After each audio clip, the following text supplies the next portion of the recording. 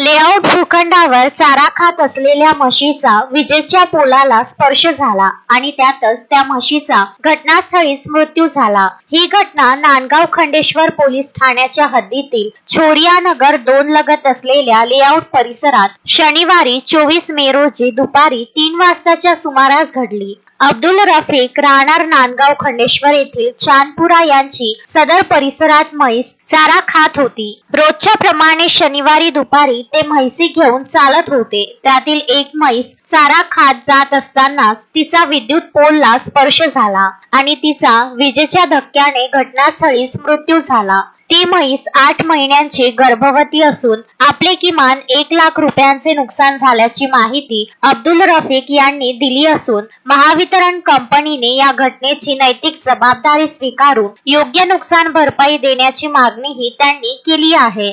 सदर लेआउट परिसरातील खाली प्लॉटमध्ये परिसरातील लहान मुले क्रिकेट खेळत असतात। सुदैवाने त्यांचा स्पर्श या पोलला झाला नाही, त्यामुळे मानवावर होणारी हानी जनावरांवर बेतली। त्यामुळे परिसरातील नागरिकांनी महावितरणावर रोष व्यक्त करून सदर परिसरातील विद्युत प्रवाह दुरुस्त करावा अशी मागणी यावेळी करण्यात आली। अमोल दांडगेसह सागर सव्वालाखे, विदर्भ न्यूज, नांदगाव खंडेश्वर।